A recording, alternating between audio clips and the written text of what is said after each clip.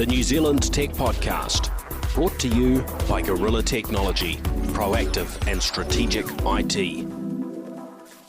Hey folks, greetings and welcome along to the New Zealand Tech Podcast. I'm your host, Paul Spain. Today I'm just going to delve into some of the smart home gadgets and technologies that I've been using recently. This includes the new Amazon Echo Hub, which creates a new way of being able to control your smart home devices, potentially with a wall-mounted unit that gives you that touch and voice control panel for your smart home. Also going to delve into a fairly new presence sensor in the market in New Zealand.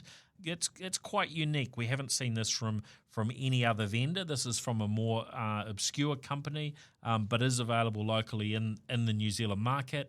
Also, a little bit about smart lighting and one of the newest Ring doorbells that I've been trying out. So a big thank you to our show partners, 1NZ, Spark, 2 Degrees, HP, and Gorilla Technology. First up from Amazon, the Echo Hub. Now, this is recently launched in New Zealand and also other parts of the world.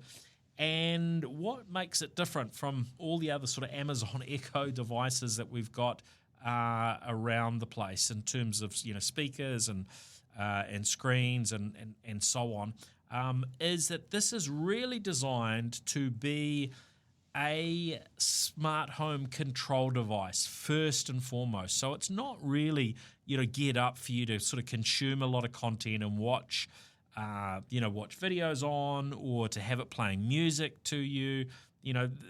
Most often with an Amazon Echo, it's a voice controlled device, and we're getting it to sort of respond back to us, setting alarms and things like that.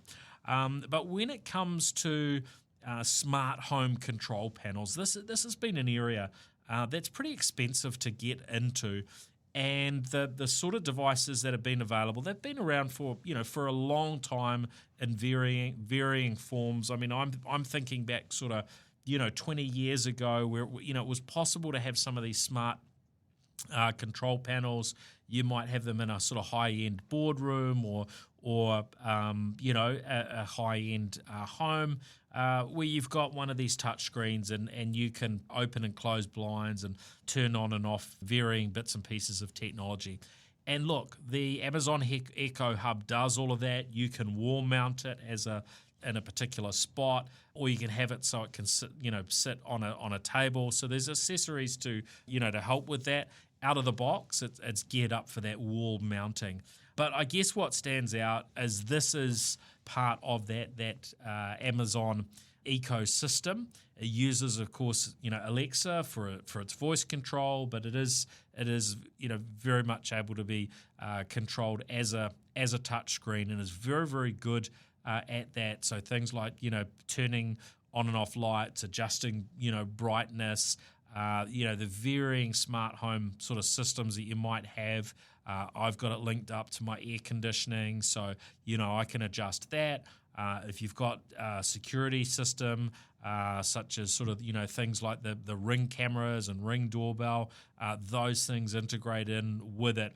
And in fact, when I plugged it in and fired it up, it brought up the sort of four cameras at home, came straight onto the screen, so you could see that current activity. So it gives you a really nice layout where you can tap in and control things, and as well as see what's going on. But you can, being an Echo device, you can of course use your voice, and so one of the things that I set up when I set up the Amazon Echo Hub was a little control device for power on a fan that I had at home.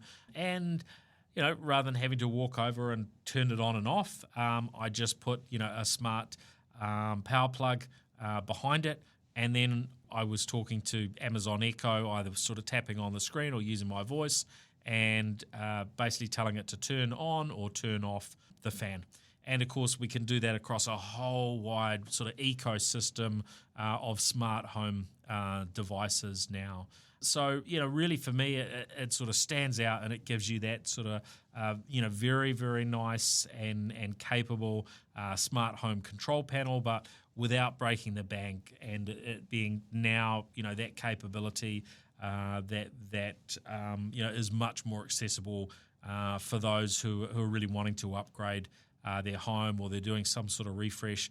This is the sort of thing that you can, either work into your build or your renovation, or you can find, somewhere in an existing property to be installing, one or more of these devices of the Echo Hub.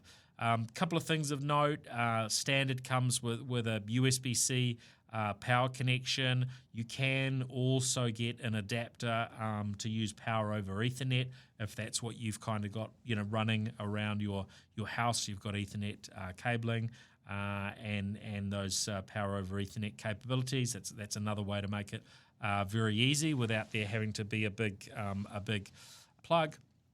So that's nice. It has built-in smart home type communication capabilities that you might want today. So it communicates over Wi-Fi, but also Zigbee, Matter, Thread, Bluetooth, low energy, and also connects to the Amazon Sidewalk network, or can share your internet connection with that if that's something that you want to turn on. We won't really delve into that today, but something worth looking up if you're curious. This is very much that sort of dual communications capability. Use your voice or use touch. One of the recommendations with the Amazon Echo Hub is, look, if you're wanting it to pump out music and so on, you're probably not going to want it coming out of the little sort of speakers. It's something. It's really a little tablet that's designed to be mounted somewhere. It doesn't have great audio, or even a stunning screen. It's not, designed to output that. You're really wanting to link it to other devices in your home. Have it controlled aspects of your TV or your hi-fi system. But as that control device, very, very good. $370. Certainly, cheaper than I guess a current iPad, and it really is designed for that sort of mounting type situation, be it on the wall or getting a stand, to put it on, maybe a coffee table in the lounge and so on. So yeah, well worth looking at if you've invested into sort of smart home system and you're just wanting to take that a little step further. Then this is a nice addition, and it means you're not always having to go back to your smartphone for the certain things you might want to tap into. Just opens up another mechanism through which you can control your varying automations and smart home things. And of course, we talked about those smart control panels that have been around for a long time for adjusting blinds and turning on your coffee machine or whatever other bits and pieces that you want to automate. And of course it can do those sorts of things as well. So yeah, nice capability. Nice to see Amazon sort of consistently launching really most of their products when it comes to the Echo products and the Ring products now, generally coming through pretty consistently into the New Zealand market, and often at the same time as the rest of the world. Okay, so let's talk around some of the sort of smart home devices that I've been using. And of course, these integrate well with the Amazon Echo Hub, but largely, will also integrate, with other systems, such as what Google are doing with Google Home, and also with Apple as well.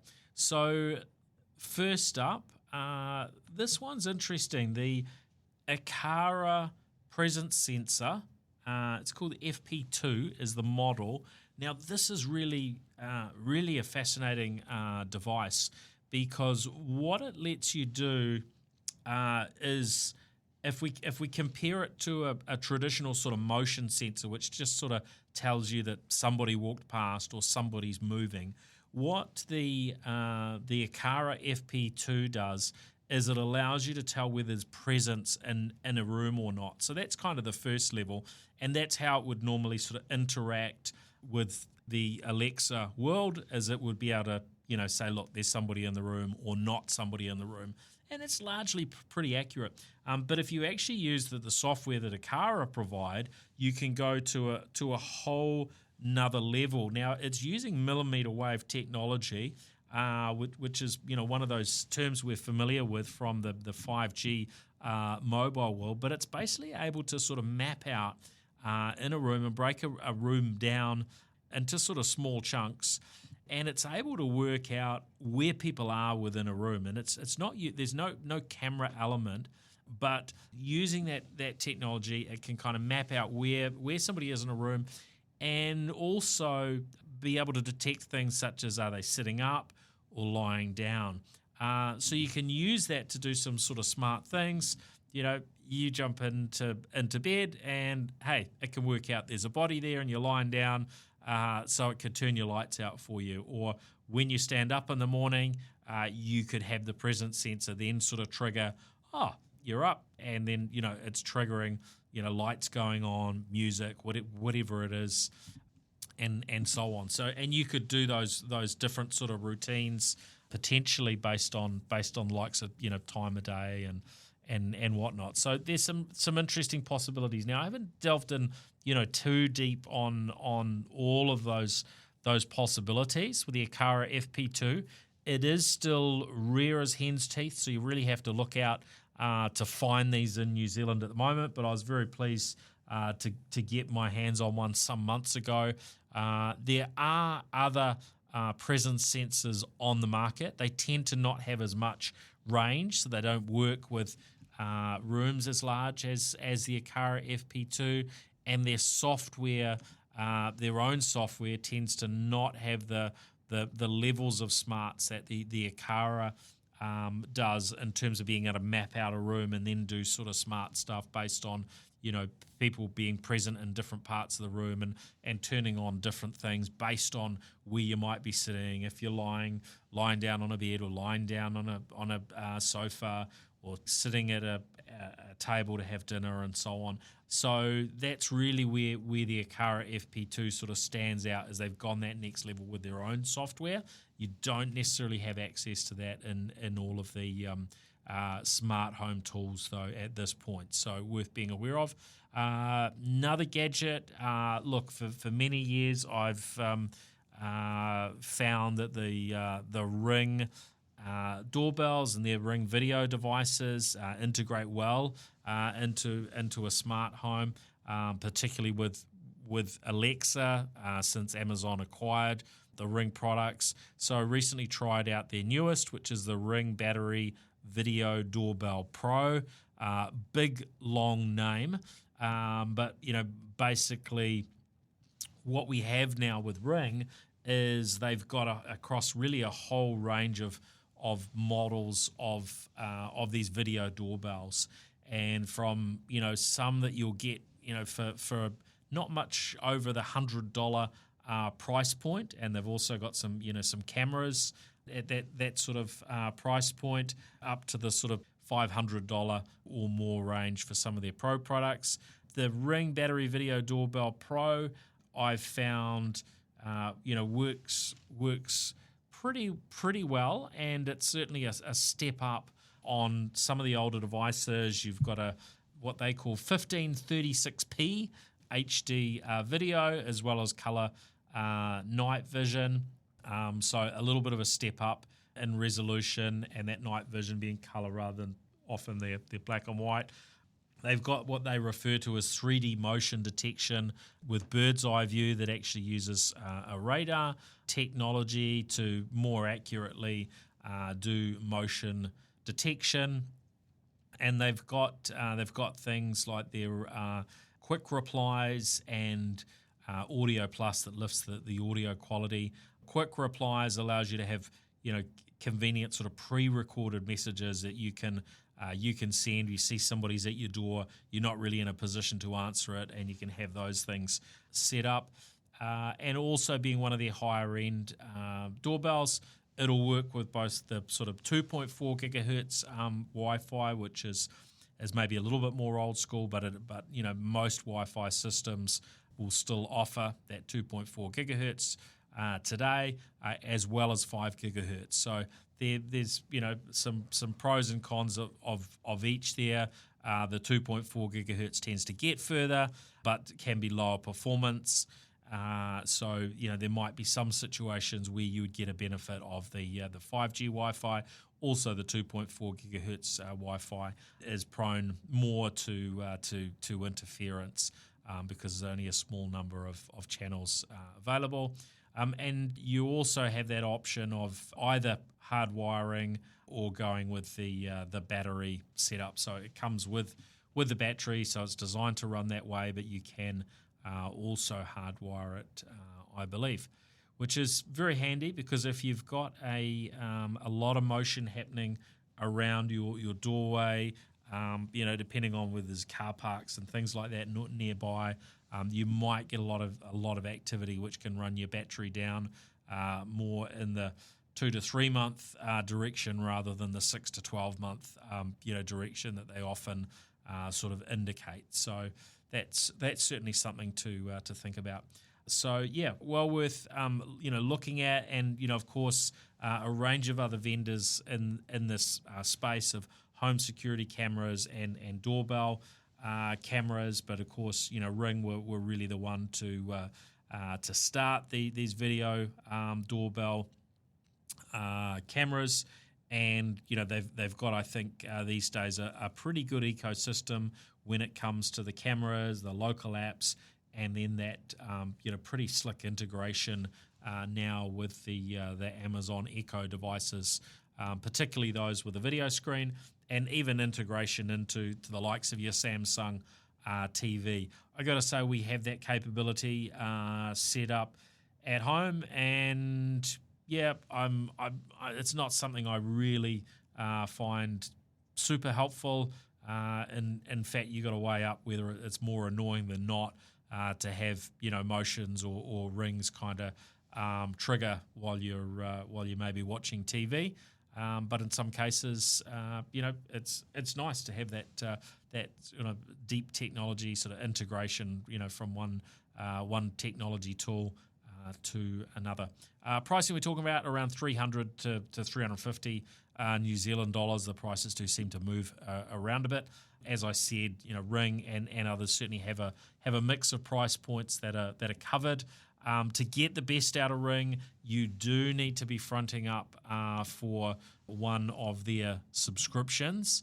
So that's kind of the I guess quite a key consideration. If you're not already in the Ring ecosystem, then that might not be the track that you want to go down. They've got their basic subscription, which is just under $5 New Zealand a month or $50 a year. Their plus subscription, $15 a month or $150 a year. And the difference between the two subscriptions is that the basic is for just one device, and you can get two of those if you've got two devices. But the plus subscription will cover all the devices in your home location, and also there's a couple of other features with Plus. You get extended warranties on your devices, some advanced capabilities in terms of notifications and video features. So those are things definitely important to research first before you jump into sort of security cameras and video doorbell type tech, so you kind of understand how they work out. And there are some options on the market that allow you to avoid a subscription, but then there are some flip sides to that. Personally, I've found that the convenience of the subscription's good, but then there are also security considerations that your data is sort of streaming off to a particular vendor. And I think if we look back sort of through the history, whether it's with Ring or others, we have seen a number of situations where there have been privacy concerns raised over time. So definitely give that some thought and research, so you get something that really suits what you need. Probably the thing I've invested most in my smart home would be smart lighting. And look, there's a whole lot of different approaches you can take to smart lighting. There are budget light bulbs you can get on the likes of Temu and AliExpress and so on online that are cheap as chips. I've tended to stay with the Philips Hue lighting, and they've got some really nice product, but it is very much a premium priced product at this point in time. But it does work in well with really all of the smart home ecosystems, and you've got really good quality bright lights, and you've got all sorts of fancy things, light strips and battery-based little lighting modules and things like that, portable for use around the house, outdoor lighting, and so on. Their ecosystem continues to get better in terms of the range of lighting, but they're certainly not the only option in town, and they are the most expensive. So, yeah, worth having a look, work out what you want, whether ease of use is kind of the number one thing for you, or whether it's it's the capabilities. And I've found that there really is a great choice on the market today when it comes to these sorts of things. And if you really wanted to get a smart home geared up, then maybe go and buy some of the options on the market and try them out for yourself, or do a bit of research and read the reviews. Certainly the Philips Hue's lights, their ecosystem has improved over time, but maybe they're getting outdone in one area or another. So make your own judgment as to what you like to use. Part of the reason probably why I'm still on the Hue lights is once you get a few, if you're using their app, which has become less relevant over time, but if you are using their app, then it's quite convenient having all those elements together and accessible through their app. But of course, as we move into a world where all of these things talk to each other, we're much more sort of standards based, and you don't necessarily so much need to use the proprietary apps, because so much is possible through the control of the likes of Amazon Echo Hub or these other control mechanisms, voice control and so on. Then the proprietary apps are over time becoming less important. Although I would say that you usually do get some specific features from those apps that are quite helpful. Well, thanks everyone for listening in to the New Zealand Tech Podcast. Hope you really enjoyed this one, and we have some great guests coming up over the next few weeks. So definitely stay tuned to the New Zealand Tech Podcast. Make sure that you're subscribed through whatever audio app you use, whether that's Apple Podcasts, Spotify, and so on. Lots more to come. We are going to start touching back in with a bit more on these sort of gadget reviews from time to time. So if you've enjoyed hearing this content, then definitely keep in touch and let us know what other gadgets and technologies you would like to hear thoughts on and experiences on their usage. And of course, a big thank you to our show partners, 1NZ, Spark, 2 Degrees, HP, and Gorilla Technology. All right, Paul Spain signing out. See you on the next New Zealand Tech Podcast. The New Zealand Tech Podcast, brought to you by Gorilla Technology, proactive and strategic IT.